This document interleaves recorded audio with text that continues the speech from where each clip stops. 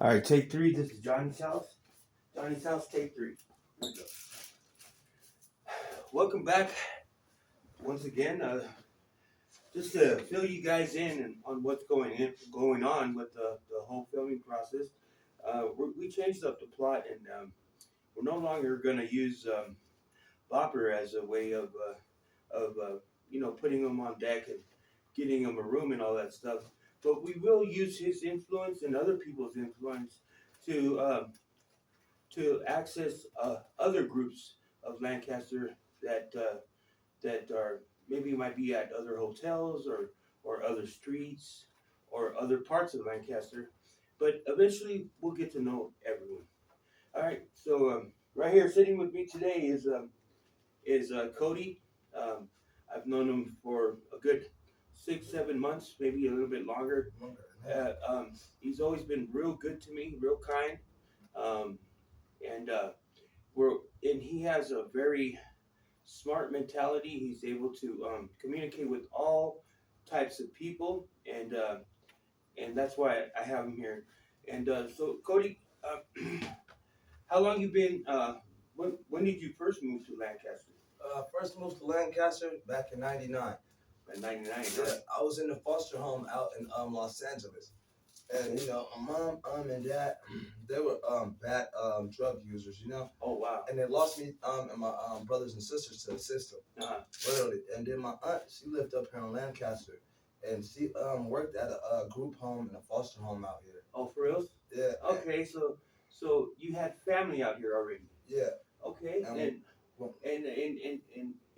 did you kind of move in with your aunt? Yeah, I moved in with my aunt Uh, because we was in a foster home down in Los Angeles. okay. Once my aunt heard of that we was in a foster home, she had a foster kids of her own that she was actually taking she care had of. foster kids. Yeah. Oh she wow. had a whole foster home, literally. Yeah. And she worked at a group home, Okay. literally. So she adopted us, literally. Yeah. So you know what? so we didn't get lost to the system. That's real popular nowadays. Housing seems to be in like. It's like if you can house people, you can actually get some type of income. Income going, yeah. So, but I noticed that also in Lancaster too, that there's a lot of housing assistance out here for sure. So, one thing that I wanted to make sure that I got out there was you is the Shadows, like Shadow Park is like a one of the main terminals for you also. Yeah, I've been living out of the Shadows since I was 11 years old. 11? 11 years old. I've been living out of there, literally. I started off. I actually ran away from home. My mom and dad got me back. Oh, for from real? my auntie. Yeah, so it's always been a place for you to go when you need. Yeah. When you can't be home or something. Well, that was my hangout. My dad actually lived right here before they tore down the apartments right there on Beach and J2. Right behind the Mr. Car Wash. My dad lived there in them apartments there. Oh, there was apartments there. I lived there. I lived there with my dad as a kid. Yeah. And I lived there for years. Yeah. And I actually used to fucking goddamn sell drugs and shit. My dad didn't know. Yeah. And I used to be in the Shadows, and I actually had my own hoe bitch and all of that shit. I used to pimp at 11. Oh, for real? And I was selling crack cocaine, literally. That's right. Out of the Shadows. So. Yeah. Hey, dude, I don't blame you, bro. At the end of the day, the Shadows, that it comes in handy when it comes to hoes and drugs and all that stuff. Whatever it is that you need, it's very useful. I mean, it comes in handy for me when my plug isn't around. I'll be like, well, I don't need no phone. I'll just go to the Shadows. The Shadows, and everything around the Shadows.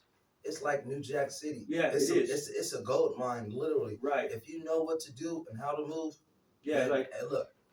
When I first moved over here, and I would just go to Lancaster, and that was my spot. It was my place to go. That's when I first met everybody here. But I mean, that's so cool. And man, I've always noticed that Cody is really up on game when it comes to his style and the way that he dresses himself. He's always wearing the freshest clothing, or if he's wearing anything vintage, he makes it look good. Yeah, because that's my dad. My dad was a Muslim, so he dressed real nice, and he was real big on He had a clothing line. No, he didn't have a clothing Oh, line. he wanted it. He was in the process of maybe possibly making a clothing line, and that literally. you want to share his dream. Yeah, that's and, awesome, bro. I'm get it up and started and keep his his legacy on and going. That's what's literally. up, man. Because my dad, he was a real peace promoter, and he wanted the best for everybody, and he literally wanted everybody to be the best person that they can be in life. And he wanted to bring peace to this world and have everybody get along with each other. Literally. And that's how God. I've been somewhat raised in the church, so I know what you're talking about, and I'm the same way. Like, I love all races, bro. Literally. I don't color I see is green. Literally. That's right. And that's money. Nothing could get in between that, because that's what we need to be successful in life. Those are some fresh kicks, bro. And literally, these are my dad's shoes. That's literally. Right. You were literally telling me that. This is my dad's. Yeah, go ahead, show it off, overalls. Man. My dad was a mechanic. That's right. They might look dirty, but they're actually clean. They're oil stains. I was telling him, I was like, maybe you should, but hey, he's so proud of his father. He would just want to show the hard work that he put on there, and that this isn't dedicated to him. This footage that we're doing today, because his father passed just recently, and I'm sorry for your for what happened. My condolences go to you and your family. Literally. Here's where we buried my dad. Actually, it was real nice. His whole ceremony and everything is right here. If you want to check it out. No, I believe in you, bro. And maybe. And I got the my dad's clothing line. And, right. And a couple if you got that on YouTube or Facebook or anything? It's on my tablet. I actually I did the videos, and I've been working on it. Maybe when you got that finalized, and some of my later interviews, I'll go ahead and tell the audience where they can find you at, or where they can find that video, because it sounds interesting. Yeah. So kind of one of the things that I was talking to Cody about was that, unfortunately, Boppers, I was hoping that he would be my teammate in this whole filming process, but it's just one of the big things of the streets. Sometimes other things grab our attention, and then we have something pass us by, and with that being said, we're not passing them by on general, but we must keep it pushing. The tap has got his attention, and Cody, can you tell us, as far as like the taps out here, are they worth driving to and coming to check out and maybe give it a try? And very worth it. I be in the tap. So the most I done hit at one time on the table, literally, I hit about I want to say like 1600. Really? On one table. That's awesome. And they were taking a long time to redeem me. Right. I originally had like $600, but I'm like, I'm not gonna play that shit. I'm gonna move. You're gonna make sure. I'm gonna move to the next slot. Right. About time they came, I done ran up literally. Oh, you made more. I went up to 16. I went up to right. 1600. I had that happen to me too before. And all my money was right there, and they had to redeem me. Right. Literally. Right. So it was pretty good. Oh yeah. I mean, like, in some of these places, I have a problem. I have a lot of hassle with my host, who I deal with. I play game ball, and it's always a mission to get my money from this guy. And just recently, I've been somebody at Poppers took me to a tap where you could load there. And no matter how much you win, they'll cash you out right there. And awesome, I'm talking $3,000.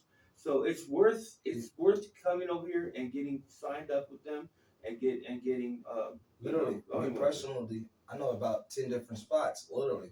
Yeah. All to do with the different. No, that's one thing that that's one thing I want to invite people over here, if they want to come see the taps and play at them. They're really cool. Yeah. And I just want to promote them and just say that I've always went to the taps. Sometimes I spent thousands. You could smoke down. And I haven't been to them lately because just for safety reasons, but uh, I do want to start going to them, and it's a way of getting out of the house and just being able to talk to people and just be have fun, have fun. Hey, John, I got one question. You got a pair of scissors for me so I can cut the I ends of do. my blunt? I do. Thank you. Right here, bro. Thanks, man. You got it, Appreciate bro. it. So okay, so we covered pretty much covered. Is there anything else you'd like to talk about? Yeah. I actually had, I used to sell weed right there at Roy's, from what 2000. I used to work out at a smoke shop from 2012 to 2014 to, I caught a case. Some drunk paisa, No. I was babysitting my nieces. I picked them up from school and everything, Uh-huh. and you know, I was babysitting them one day, and I took them right there to Gonzales Meat Market. Oh, Gonzalez Meat Market. Yeah, And right there by Roy's. and I was going to barbecue for them. My niece is 14, and I had her little friends with her. They were both 14, and I had them in there waiting at the right there in the back, butcher where they butcher stuff, Yeah. and they was getting some meats, waiting right there for some meats I had ordered, and I was over there getting some some vegetables and stuff to put on the grill and to cook, and I heard my niece screaming, and when I went over there, it was a drunk paisa over there. Oh, a drunk And guy. he actually had felt up on my niece and was Oh, trying to get wow. at her. And females nowadays, they look a lot older than what the fuck they Yeah, are. yeah. My niece, she had titties, little ass. Yeah. So, So he thought it was okay to grab her. well, still doesn't give him the right to, Mhm. to try to get at people and shit Oh, like wow. that. And being So intoxicated. you did what was natural. Yeah, and I used to do Muay Thai.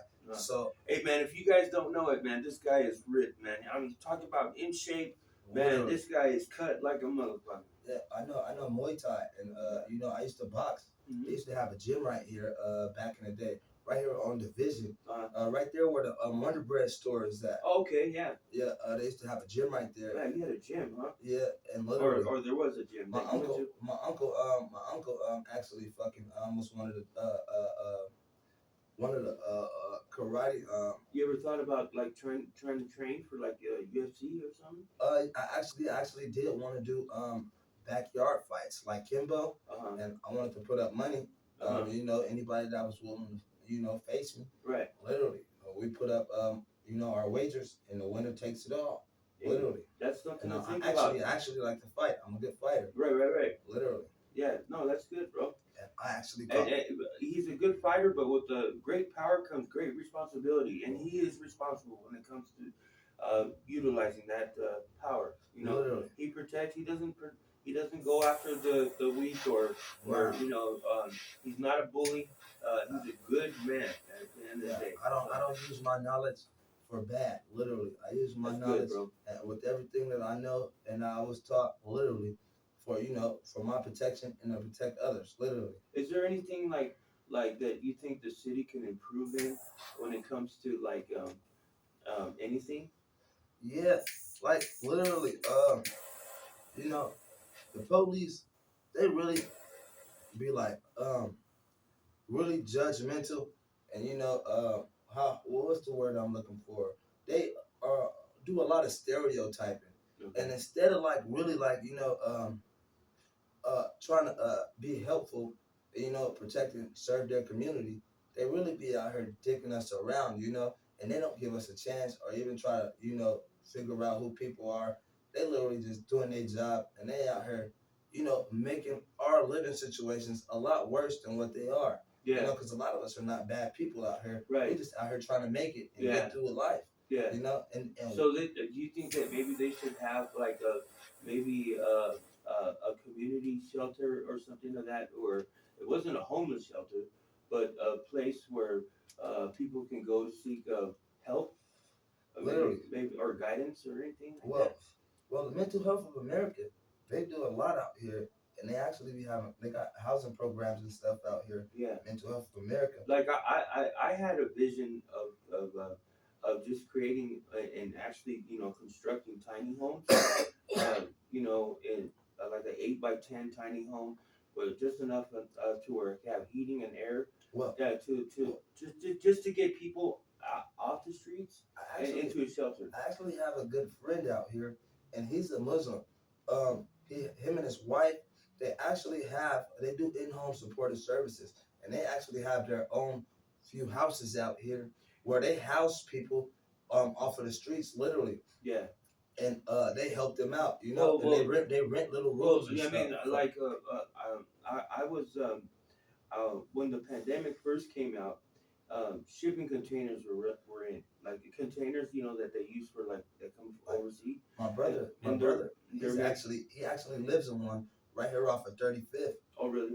And it's like 8 guys in Well, there. imagine that, but just a whole track of them, like No, like that, like but out more in the desert, so that way they're out of range. And so when it comes to these people that are housed, there'd be a cafeteria where we would make mass amounts of food, and we'd go and we serve them. Also, my uncle, he he's homeless, and he actually goes around. He's got a campsite out on G and 20th, where he got a whole bunch of RVs for like homeless people that live out there. Because I was thinking, look, I understand your vision. I was just trying to get this out there. Now, what happens is that people they either, like, you know, boosting or coming up or whatever it might be. They're just literally they're trying to make enough money to where they can support themselves and either buy food or shelter or whatever it might be. Now, at the end of the day, when all is done, they if they have just a shelter that they can go to, they don't have to go steal. They could just go home. Well, literally, and just post up and have a bed and just think about things. A lot of my friends are homeless, right? And that's pretty much a reason why I'm trying to start up my dad's clothing line. Because instead of going out there and stealing clothes and stuff, I'm starting up my dad's clothing line, and literally, I'm for my friends that want to participate. You want to put them to work? I'm gonna put them to That's work. That's good. Yeah, I thought about that too. And I'm gonna start my clothing line, and I'm gonna drop some product off in their hands. Yeah. And they'll make money on their own commission, however much they sell, and I'll give it to them. So at the end of the day, we all have a vision of bettering ourselves, and you know, it's just that we only have a certain amount of tools that we can work with or resources. But because I actually have a daughter. My daughter is 2 years old. Literally, her name's Melody. Literally, so she's gonna be you know, I'm gonna leave my clothing line to her. And I don't ever want her to need or want for anything. So literally, I'm doing this for my daughter, so she don't ever have to look over her shoulders again. Right. We all have a dream, bro, and that you know, I thought about that too. Like, it would be awesome if they would offer us an opportunity of becoming a business owner if we stopped using drugs. If we had a reason to stop, I guarantee you, we would do it. We would do it. Yeah, literally. They just need the motivation, and they need somebody to show them, because you know actions speak louder than words, bro. Yeah. And you know, excuse me. You know, a lot of people they're tired of being lied to, and nobody really there to help them out. You know, everybody want to judge, but nobody want to take the time to see what people are actually going through, and you know, help them on their knees to get out of the hole that they're in. They just want to judge. Yeah. And, you know. Yeah, they don't know that when they first come upon you, they don't know how much education you had, whether or not you're actually smart or not or what. Yeah. Because you know, nowadays in schools, I think it's important for them to teach our children about credit. A lot of people don't know that about credit and banking and all that stuff. It's important. Once your credit's gone, you're screwed. Well, literally, I do IHSS. I know, but somebody taught me about credit, because I fucked off my credit a long time ago. But man, if I had good credit, I would be an owner op, and I wouldn't have to answer to these owners or these managers of the companies, because I clash a lot with them because I get high. You know what I mean? Well, it's not about me getting high or nothing like that, right? It's about a lot of people. That's the reason why I don't really like a 9 to 5. You know, I work for my dad. You know, I was his IHSS worker, his in-home caregiver. Yeah, you're telling me about that. So, you know, that was my job, literally, and that paid me $3,000 a month. So, literally, I'm gonna go up there. Like, I lost my job because my dad died. You could. So I'm finna go do unemployment and file for unemployment, and I'm actually start my dad's clothing line so I can be employed again and I'm gonna be myself, my own boss, literally. Because I don't like working and doing a 9 to 5 because literally I worked at a lot of different places like Domino's and stuff out here. I did construction work. I worked in a couple of barber shops and stuff like that. I even worked in the fields out with the paisas, and they'll come pick me up and What ends up happening? well, with that, it's like a couple vans. The Mexicans, the Paisas, real good people, and a lot of them are legal immigrants. Yeah. Literally, good friends of mine still, but they're hardworking people. Yeah. And they come, and what they do is they pick me up at 4 o'clock in the morning, and we go like out to like Irvine and stuff like that, and out there to Tehachapi. You know where they have all of the I do. the where they harvest the fruits and different stuff like that. Apples. And literally, and that's a legit job, and they be looking for workers. All you gotta do is pay for the travel. It's $6 to do a carpool, and literally you get a check and everything. So it's a legit job. You just work there, literally 6 days out of the week. They take you, you do the hours, and you time in and time out. They drop you back off at home. Nowadays it's like in order to make a living or in order to like buy a home or have a nice place or what, you have to make really good money, man. Yeah, it's do. just like so. That's why you have to have multiple jobs. Like I think we have to look for a career more than anything, or be in some type of trade in order to make a living. And my cousin, he's got his own water company. But I wish that every person in this world has a way of making some money for themselves where they can feel good about themselves or what. And that's one thing that I think when it comes to the streets, like if we could just have something for them to do where they can make a living for themselves, that would be awesome. Whether it be washing cars, whether it be helping out with their clothing line or with the churches or with the food bank or whatever it might be, there should be something available to where they can go and say, you know what, we don't want to be homeless, and we're willing to work for it, but where do we go? You know what I'm saying? Literally, my cousins. I don't know if you heard of All for Revenue, but their clothing line is legit. They started off out here. My cousin Mark and my cousin Chris. They started a clothing line called All for Revenue, and their business originally started out here, and they moved it all the way to Vegas, and now they moved from Vegas, and now they live in North Carolina. Well, that's something that's cool. But if there's anything that you want to do to advertise to our audience, where can they find you at when it comes to clothing? Maybe even stylists. They can find me at the Shadows, literally. At the Shadows Park.